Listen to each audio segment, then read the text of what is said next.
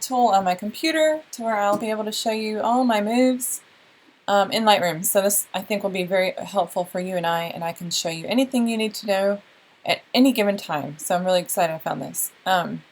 Anyway, so you told me you were able to import, so you will have your photo gallery over here to your left. You've clicked import and it's in there. So I'm going to show you how to edit one photo and then we can do other things later. So the nice thing is I'm in library. If you ever wanted to see your metadata, this right now, this down here is showing you one single photo. So there you go. This is going to show you multiple photos, and it'll show you different information, different types of data per photo. You can do it based off camera lenses and all this jazz, but I don't think you want to get too detailed like that. But like, for example, when I'm shooting a wedding and editing it, I can see David's photos on his camera, and then I can see my photos. So it's really nice when I need to filter that way. Anywho, I'm going to go back to this. Now we're going to go to develop. You're going to click here. I think you're going to do this, but I'm going to just start out slow. I really love this session. The fall colors were really awesome, so I want to go to some of the trees. I don't know why it's being so slow. Alright, let's go to one of these guys. Here we go. Let's see. Alright, so if you go here, you see the Y and the Y. This is going to show you your before and after. So when you click on it, you'll see, now I've obviously edited it, you can see the difference in colors. So look, your raw file is just really, really kind of bland, and it's waiting for you to add all that beautiful pop. And look at the trees even in the backgrounds. I really don't know why it's being so slow. I guess because I'm videoing, I have no idea. Alright, so what I'm going to do is I'm going to reset this photo so you can kind of see me playing around with it. Alright, so let's reset this guy. Go back to bland. Reset. There we go. Okay, so up here, this is your hub of all your goodies. And it really is being slow with me videoing. I don't know why. It's really stupid. Okay. I like to, first off, if you go down all the way to the bottom here, scroll all the way down, I'm just going to pull it down. A lot of times under camera calibration, you're going to see this profile, Adobe Standard. I like to go ahead and choose my camera standard. It's going to add some extra pop to it right off the bat. So if you click on that, you'll see some small changes, but you see the difference. It's really pretty. That's just basically what's in my camera settings already. And I don't know if David's done anything to yours, so that may not be a big difference for you, but just look at it. It may be. Another thing is, I like to go, we'll just go backwards, it's fine. So we did our camera standard. Under effects, there's the post-cropping vignetting, highlight priority. I like to do this on almost every photo. I just add a small vignette because it really draws your eye in to the people, the clients. And I know you're shooting birds and stuff, but you'll find that you'll enjoy this. Now obviously you're not going to do this number. I mean, come on. I usually do a small vignette, usually like 10, a little less than that. It just depends, honestly, on the photo. And you'll be able to play around with that. But I always do this first. Okay, we're going to go up. Noise reduction. This is huge. So if your ISO is blaring and it was late out and you see a lot of grain in your photograph, this noise reduction is going to be huge. So you're going to take this luminance, and I usually will bring it over. There really is not a specific number. I usually just do it close to the middle. And then I bump my details up more.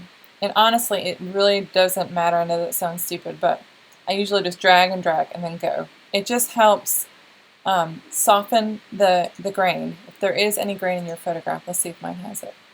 And you'll see how their skin looks better. If it'll quit spinning. La la la. Okay, well, it's fabulous.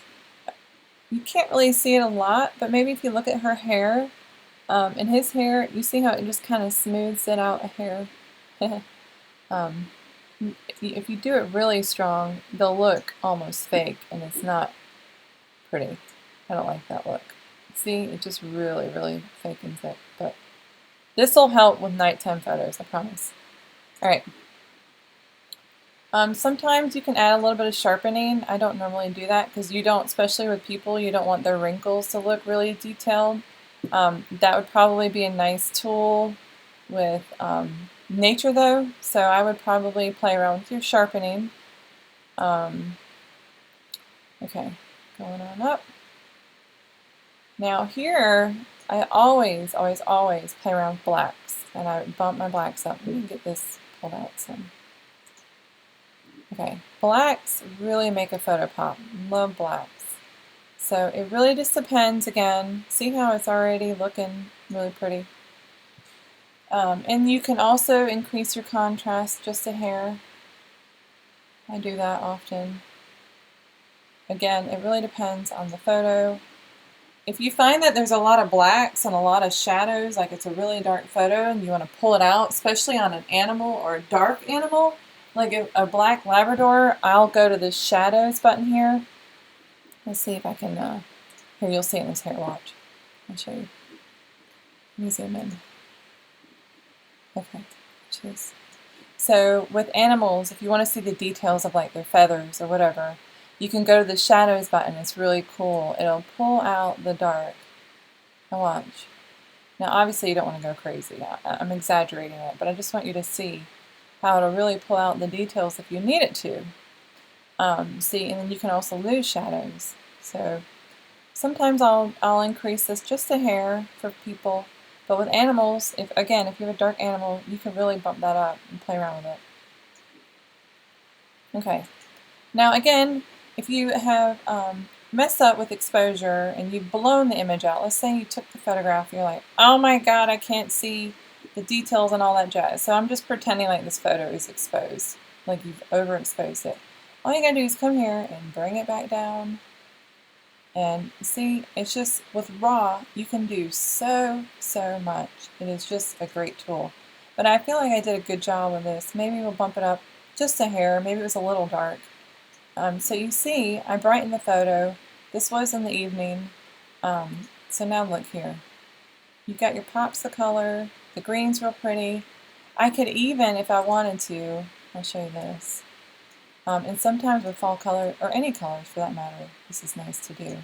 Watch these greens. If you come to the tool, you're going to really just increase your color. Now, again, you don't want to over-exaggerate it like this. It's ridiculous. It'll look really fake. I'm going to back it up and I'll show you. I mean, come on. Nothing looks that perfect. So, just go like this. Maybe like a 9, 10. Again, you're just going to play around with it. Now, the fun tool is, and I really enjoy this. Let's say the photograph is really cool, cold looking. You photographed it and you're like, what the heck? So I'm going to cool this guy down. See how all the blues are there? And you'll know it in a photograph. And I personally, and David too, prefer our images to be more warm. So you're just going to take this temperature slider and just warm it up. Any photograph can benefit from some warmth, in my opinion. Unless you've already taken it and it looks like this. Now then you'd back the train up a little bit. So here you go. I don't know where I had it, but I think that looks good. You don't want them to look too orange. But again, with animals and stuff, I don't think you have to worry about that too much, but warming up a photograph does make it look really pretty, in my opinion.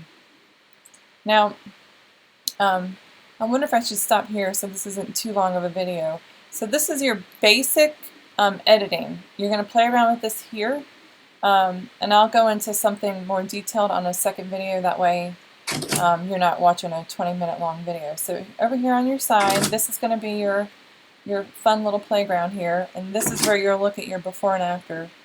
Jake is slamming the door, so I probably should open it. But as you can see, just playing around with blacks and contrast, you'll get a really nice photograph. Alright, I'm going to stop this video and then I'll record you another one. That way it's just not overwhelming. Okay.